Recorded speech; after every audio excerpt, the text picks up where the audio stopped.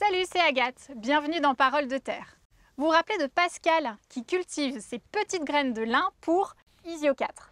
Eh bien aujourd'hui, je retourne chez lui pour le cuisiner et qu'il nous en dise un peu plus sur lui, qui il est, son parcours. C'est parti!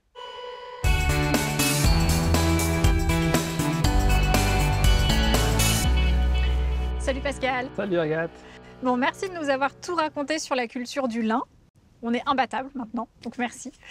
Aujourd'hui, j'aimerais qu'on parle un petit peu plus de toi, de ton parcours, de tes études. Est-ce que tu as fait d'autres choses avant d'être agriculteur?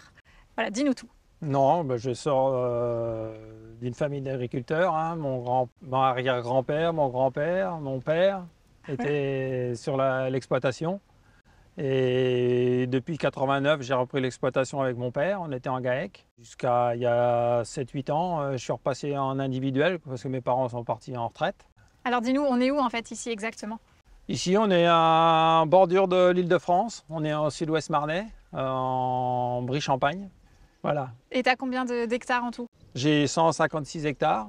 Et tu cultives quoi dessus? Principalement du blé, escourgeon, colza, pois, févrole, et puis maintenant du lin depuis 3 ans. Alors tes cultures, est-ce que tu sais pourquoi elles partent en fait à destination de quel usage? Pour les blés, on a beaucoup de blés label qui partent beaucoup pour les meuneries. D'accord. Pour faire du pain. Pour faire du pain. Ok. Les escourgeons partent pour la malterie.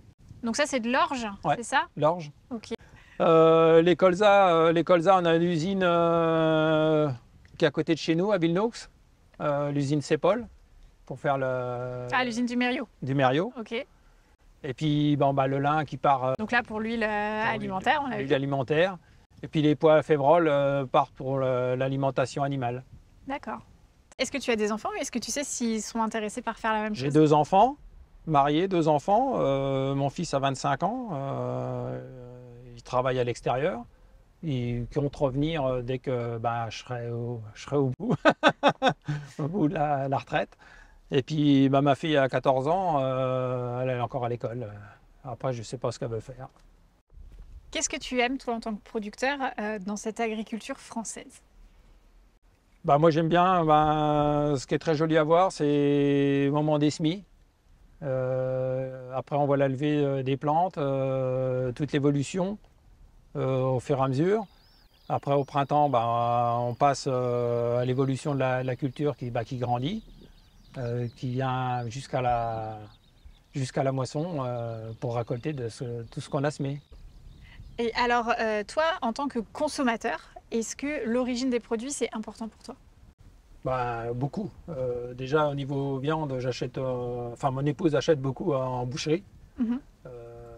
C'est sûr que c'est pas le même tarif que dans les grandes surfaces, mais au moins on a la qualité. Après, tout ce qui est fruits, on a tout ce qu'il faut autour de chez nous. On cueille les pommes, les fruits, on a un peu de jardin. Mais sinon, tout ce qui est fruits et légumes, on essaye d'acheter sur les marchés. Français. Oui, français surtout. Okay. Et Pascal, est-ce que tu as un dernier message pour changer le monde? Arrêtez d'écouter n'importe quoi. Voilà. C'est bien. Merci Pascal. Merci Agathe. À bientôt. À bientôt. Merci à tous d'avoir suivi cet épisode. La saga sur le lin est maintenant terminée et je suis sûre que comme moi, vous avez appris plein de choses.